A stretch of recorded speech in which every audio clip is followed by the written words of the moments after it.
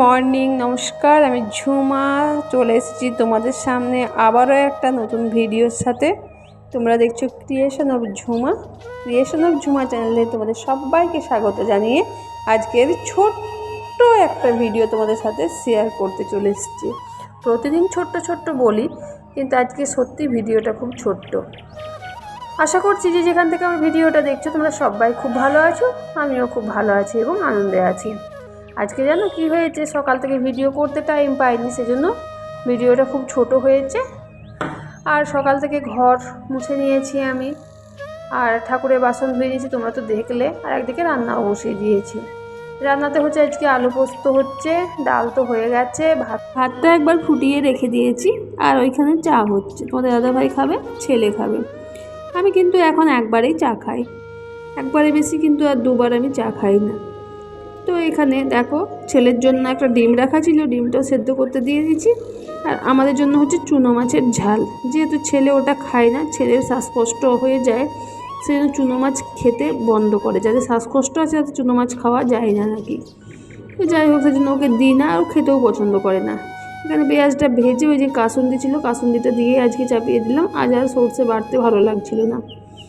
তো সামনের উঠোনে অনেক ঘাস হয়েছিল, সেই ঘাসগুলো ঝাঁটা দেওয়ার সময় তোলা হয় না, তো ভাবলাম আজকে একটু তুলে দিই, কারণ একটু পরে তো আবার ঝাঁটা দেওয়া হবে, তাহলে একেবারেই পরিষ্কার হয়ে যাবে।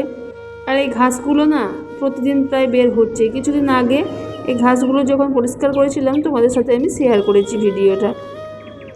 আর কি বলো তো, সকাল থেকে এত কাজেই ব্যস্ত থাকি যে আড়তি বাড়তি যে কাজ থাকে, সেই কাজগুলো আর করা হয়ে ওঠে না।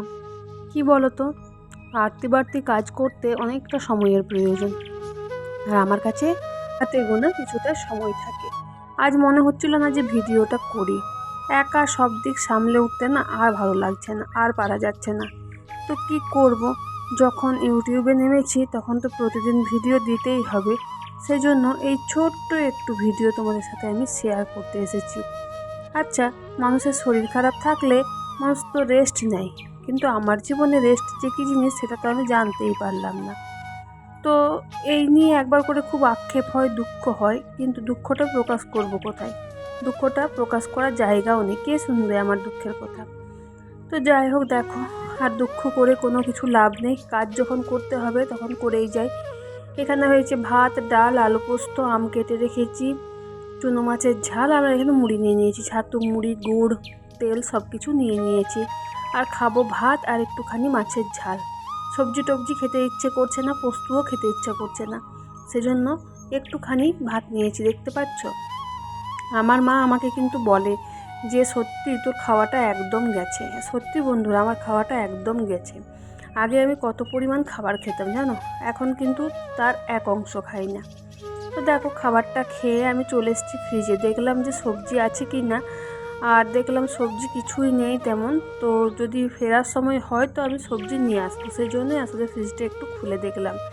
দোকানের মালপত্র শেষের দিকে প্রায় ফ্রিজে যেগুলো ছিল, তো সেই জন্য আর একটুখানি দেখে নিলাম। কারণ তোমাদের দাদাভাই বলছে আর কিন্তু এই যে ঠান্ডা জিনিসগুলো আর ফ্রিজের মধ্যে রাখবে না, কারণ বর্ষাকাল চলে আসছে, সেই জন্য। দুটো মিষ্টিও রাখা আছে। তো দইয়ের প্যাকেটগুলো তোমাদের দাদাভাইরা খায়, কিন্তু ঠিক মতো ফেলে না। মানে ঘরের ছেলেরা কাজ করলে যা হয় আর কি, মেয়েদের মতো ছেলেরা অত গুছিয়ে কাজ করতে পারে না। তো সব কিছু ঠিকঠাক দেখে চলে এসেছি বাস স্ট্যান্ডে। বাসের জায়গাকে খুব বৃষ্টি পড়ছে, তো সেজন্য দাঁড়িয়ে আছি বাসের জন্য। তো আমি যে রানীগঞ্জ যাই, সেই রানীগঞ্জের বাসটা কিন্তু এখনও নেই। তো চলো বন্ধুরা, আজকের ভিডিওটা এই পর্যন্তই, দেখা হচ্ছে আবার নতুন ভিডিওতে।